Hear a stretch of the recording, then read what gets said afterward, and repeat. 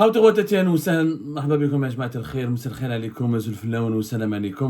que vous allez bien, j'espère que vous vous portez bien. C'est sans doute l'image du jour, peut-être même l'image de la semaine. Abdelmajid Tebboune qui a donc participé officiellement à l'ouverture officielle des travaux du sommet du G7 en Italie, à Borgo Gnazia, à côté, à 80 km de Bari, dans la région de l'irrésistible, très connue, ultra charmante région des Pouilles, au sud de l'Italie. Abdelmajid Tebboune donc a été invité, au même titre qu'une douzaine de chefs d'État étrangers, à participer à un sommet du G7, les 7 grands pays riches et industrialisés et aussi démocratiques du monde, les États-Unis d'Amérique, le Japon, l'Allemagne, la France, la Grande-Bretagne et le Canada, plus l'Italie, le pays organisateur. Donc, à l'occasion de cette Hina, Abdelmajid Tebboune, il est arrivé hier le 13 juin 2024. Alors, officiellement, le G7 a commencé bien avant le 13, il avait commencé le 12 juin, mais il n'y avait que les délégations des 7 grands pays. Le G7 tel qu'il existe depuis 1975 à peu près, c'est-à-dire qu'au départ c'était les délégations des 7 grands pays qui se sont entretenus, qui ont parlé de leurs enjeux, de leurs agendas et de leurs problématiques, qui ont discuté de leur politique commune. Le 13, une douzaine chefs d'État étrangers sont venus, et le 14, c'est l'ouverture officielle du sommet de G7 élargi, en présence des invités qui ne font pas partie du groupe du G7, mais qui font partie des partenaires, ou des pays amis, ou des pays importants. On a des pays concernés par les thématiques étudiées et discutées par le sommet de G7 cette année-là. Donc il y a eu Abdelmajid Tebboune, le président de l'Algérie, il y a eu Kais Saied, le président de la Tunisie, il y a eu le président des Émirats Arabes Unis, dont on va parler, il y a eu Lula da Silva du Brésil, le premier ministre de l'Inde, le président de l'Argentine, etc. Donc on va pas citer tout le monde, et le président de la Mauritanie, qui lui aussi assure en ce moment la présidence de l'Union africaine, donc qui a été invité au titre de président de l'Union africaine à participer au sommet de chefs d'État ou au sommet de G7. Je rappelle que le menu, le programme des discussions, les thématiques principales du sommet de G7, c'est l'Afrique, le changement climatique, l'immigration, la Méditerranée, la sécurité économique, l'intelligence artificielle et l'énergie, et la région méditerranéenne, comme je l'ai dit, et l'immigration. Donc l'Algérie, elle a toute sa place dans ce G7 parce qu'elle est concernée directement par ces thématiques qui touchent à l'Afrique, à la région méditerranéenne. Donc, pendant ce jour-là, ce 14 juin, une image, toute la blogosphère, la webosphère, les réseaux sociaux se sont tous enflammés autour d'une image qui est une discussion entre Abdelmajid Tebboune et le président des Émirats Arabes Unis, le célèbre et le fameux Cheikh Ben Zayed Al Nahyan. Et cette discussion, on voit Cheikh Ben Zayed Al Nahyan qui lui fait le geste d'aller vers Tebboune, il lui parle, le salue, et ils échangent donc une discussion entre eux. Il y a eu des discussions entre eux. Bon, on ne sait pas ce qui a été dit précisément, mais pour celles et ceux qui savent lire sur les lèvres, ont bien compris qu'il s'agissait davantage. Non, ça c'est pas la vidéo. Je cherche à voir la vidéo. Voilà la vidéo là. Voilà, je vous la montre. Donc voilà, on voit Abdelmajid Tebboune, comme vous le reconnaissez, Cheikh Ben Zayed Al Nahyan, le président des Émirats Arabes Unis. Image historique, ya jmaat al-khair, naoudha. Voilà, image historique, une image vraiment historique. Donc, ce qui veut dire que, voilà, enfin les deux chefs se sont parlé.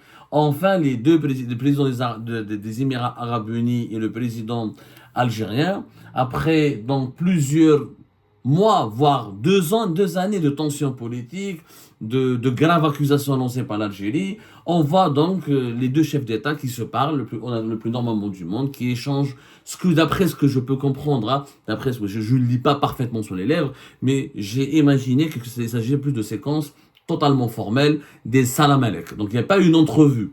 Attention, parce que là, la PS en Algérie, elle a publié une dépêche dans laquelle elle prétend que Abdelmajid Tebboune, il a eu des entretiens avec des grands dirigeants du monde. Il ne s'agit pas d'entretien. C'était la cérémonie d'ouverture officielle du sommet du G7 ouvert et élargi à tous les invités, tous les autres États, chefs d'État invités.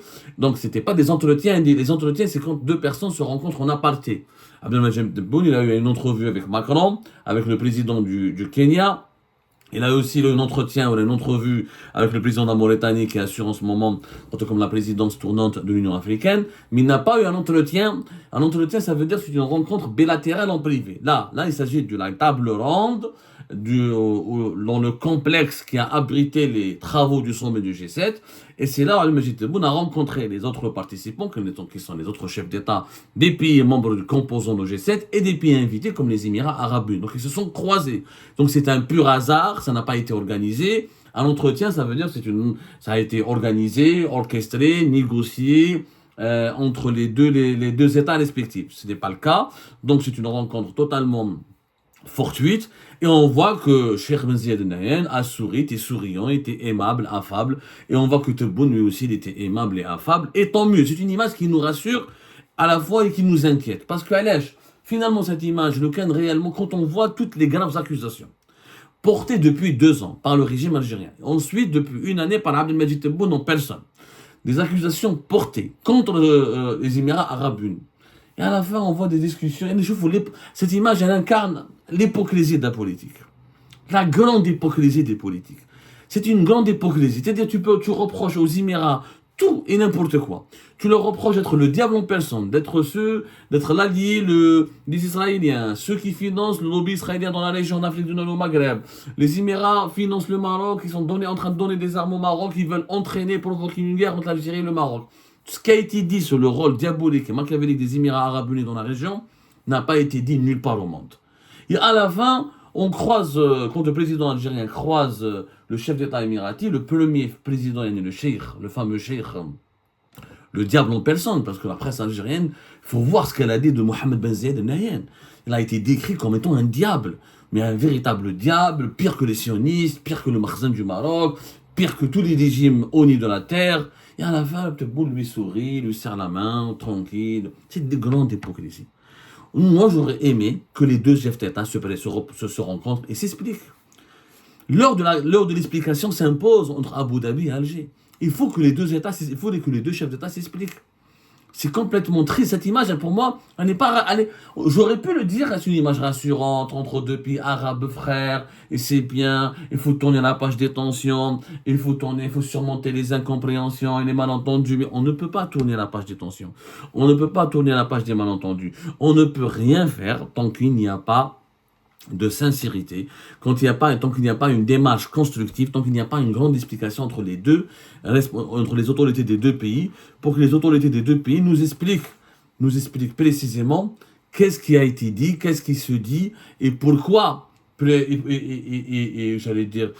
pourquoi il y a eu cette crise qui dure depuis 2 ans, et depuis 2021, depuis on va dire 2022, la crise du côté algérien, parce que du côté émirati, on n'a rien vu. Il y a eu une seule réaction. C'est lorsqu'Al-Majid Tebboune, à la fin du mois de mars, il avait lancé des accusations déguisées et indirectes contre les Émirats arabes unis. Un ancien ministre des Affaires étrangères des Émirats a parlé, s'est exprimé, mais il a juste dit, haram alik, grosso modo, il a dit, c'est pas bien ce que vous faites. Si vous avez des preuves, montrez-les. Si vous n'avez pas des preuves, nous, on ne va pas polémiquer avec vous, nous, on avance. Nous, notre priorité, c'est le développement. Quand on compare, il n'y a aucune réaction ni une riposte émirati à la campagne de dénigrement et aux attaques extrêmement violentes lancées par les médias algériens, dont des médias publics, financés et appartenant aux autorités ou à l'État algérien. Les Émirats n'ont jamais réagi. N'ont absolument jamais réagi. Pourquoi ne pas faire L'ambassadeur des Émirats arabes unis n'a jamais été convoqué. Il y a eu des échanges officiels de lettres et de courriers et des échanges formels entre les deux États durant tous ces 3 ou 4 dernières années. Il n'y a jamais eu une convocation.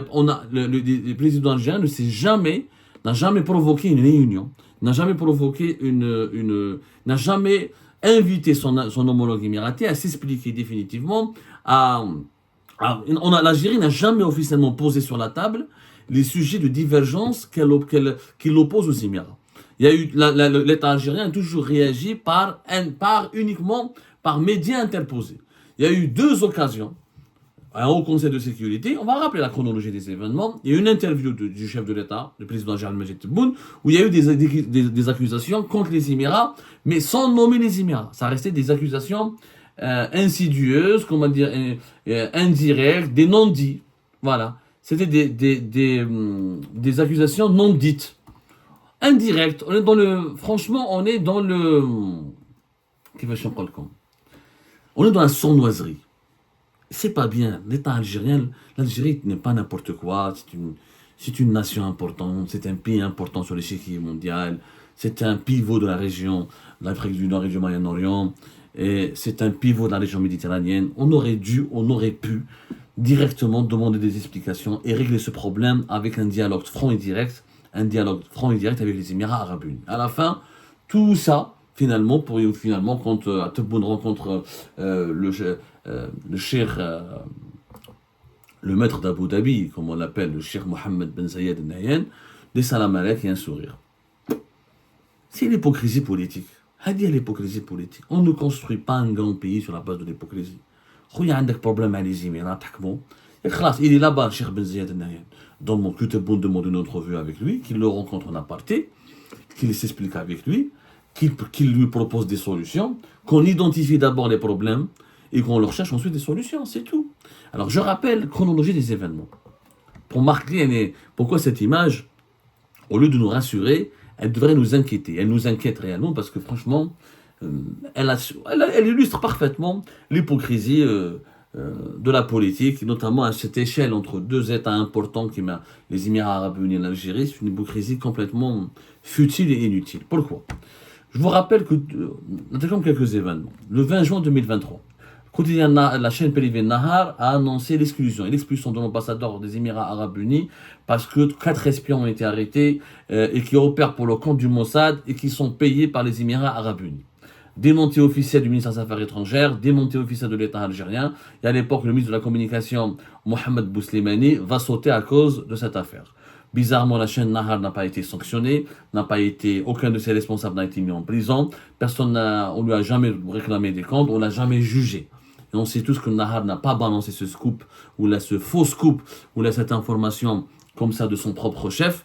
Il y a eu certainement des orientations bien précises et une chapelle du régime algérien qui lui a demandé de lancer une attaque extrêmement grave et sortir une information aussi grossière et aussi manipulée. C'est une atteinte à l'intégrité morale d'un État partenaire comme les Émirats arabes unis. Le 27 juillet, plusieurs journaux algériens, dont TSA, dont le Khabar, dont le Soir d'Algérie, les Émirats arabes unis sont en train de financer un projet important au Maroc, un projet d'espionnage, une base d'espionnage sophistiquée établie au Maroc et financée par les Émirats arabes unis. Et il y a eu donc une opération montée par les Émiratis en Libye et au Maroc pour inonder l'Algérie par des millions de comprimés de psychotropes afin de manipuler, de droguer ou d'intoxiquer la jeunesse algérienne, de créer des émeutes et de déstabiliser l'Algérie. En août 2023, Abdelkader Ben Grina, qui est très proche d'Abdelmajid Tebboune, très proche du régime algérien, qui est un parti satellitaire du régime algérien, a accusé officiellement, il a rencontré Abdelmajid Tebboune, il a lancé de graves accusations contre les Émirats. Il a dit que les Émiratis pratiquent une diplomatie, une politique hostile à l'Algérie, et dont le but était de provoquer un chaos en Tunisie pour semer la zizanie entre la Tunisie et l'Algérie et de pousser la Tunisie à rompre son amitié avec l'Algérie. Ils voulaient inciter ils font pression. Les Émiratis étaient accusés par Abdelkader Ben Grina de faire pression sur les autorités tunisiennes pour normaliser leurs relations avec Israël. Ensuite, le 28 août 2023, le journal Shorouk a parlé de mouvements suspects entre l'attaché militaire de l'ambassadeur des Émirats arabes unis à Alger. Carrément.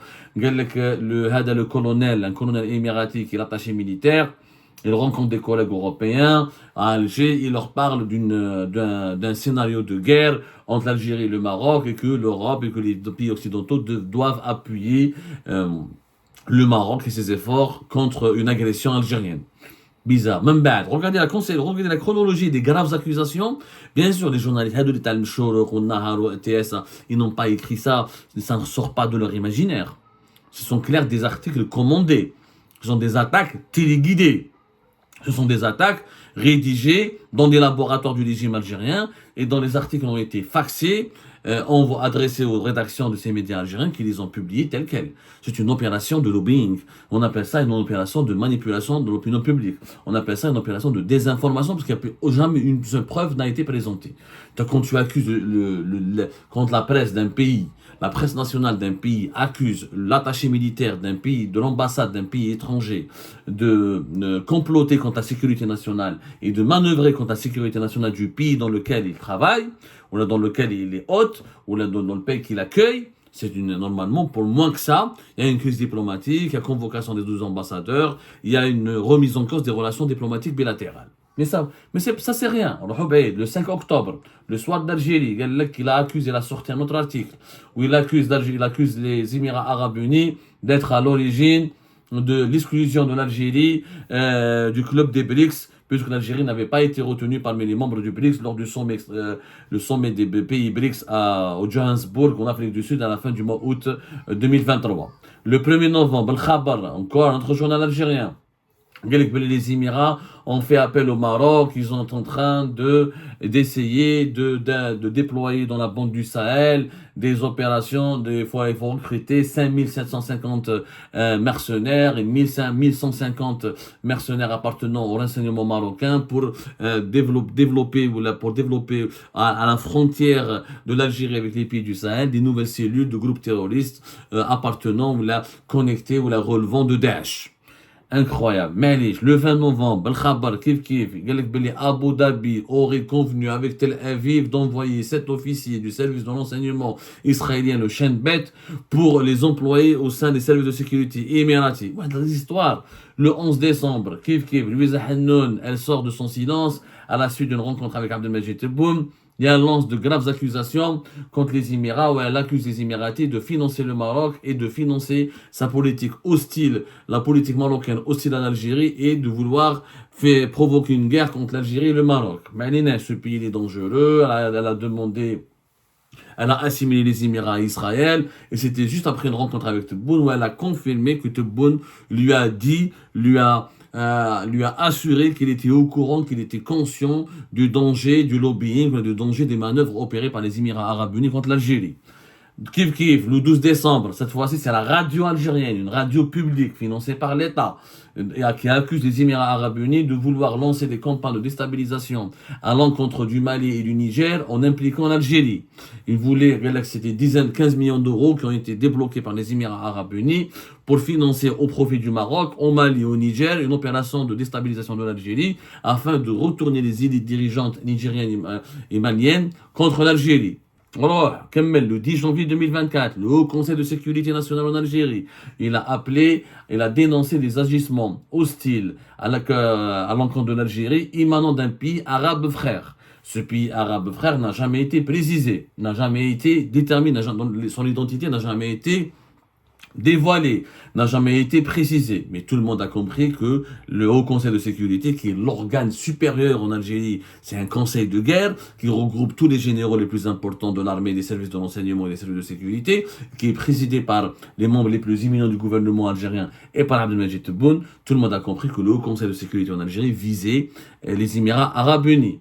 Le 30 janvier 2024, le ministre algérien de la Justice avait envoyé une note à la Chambre nationale des notaires pour leur interdire la signature de tout un contrat privé avec les entreprises qui sont émiratées, les deux entreprises émiratées, la société des tabacs algéro-émiratés, la Staim, qui fabrique les Marlboro en Algérie depuis 2005, et la société United Tobacco Company, qui existe depuis 2016, et qui est aussi le partenaire du groupe Madar dans la distribution, la commercialisation et la fabrication des cigarettes américaines en Algérie, et de certaines cigarettes même algériennes. Et on va نكمل bien sûr le dernier conflit en date contre l'Algérie et les Émirats Arabes Unis concerne le groupe espagnol Naturgy, autour duquel les Émirats Arabes Unis donc ont voulu le racheter. Naturgy, je rappelle encore une fois, c'est le plus important client espagnol du gaz algérien. C'est le groupe qui a un partenariat, qui est un client important de son attaque. Et les Émiratis ont voulu le racheter et l'Algérie avait menacé de stopper ses livraisons de gaz et de revoir ses contrats avec Naturgy s'il est contrôlé par des actionnaires émiratis. Donc il y a eu toute une histoire, énormément d'événements. Et à la fin, Tebboune rencontre le président des Émirats Arabes Unis, Cheikh Mohammed Ben Zayed Al Nahyan, il lui sourit, tout se passe bien, il il blague, il est amical avec lui, il est affable avec lui. Naturellement, vous allez me dire, mais Abdou, il ne va pas le brutaliser, il ne va pas le brusquer, il ne va pas le violenter. Mais au moins, il aurait pu demander un entretien avec lui, pour s'expliquer avec lui, ou pour lui donner, pour dire pourquoi les Émirats sont hostiles contre l'Algérie. Moi, j'aurais aimé voir les preuves. Moi, je défends mon pays jusqu'au bout.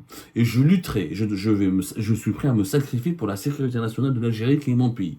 Mais j'aimerais voir des preuves que les Émirats Arabes Unis soient le diable absolu. On les a accusés de tout et n'importe quoi. Comme une chronologie des événements. À ce moment-là, je pense que si les Émirats sont le diable et sont aussi menaçants contre l'Algérie, il n'aurait pas fallu que Tebboune serre la main, ni sourit, ni accorde le moindre intérêt au président des Émirats Arabes Unis. Il aurait fallu lui tourner le dos.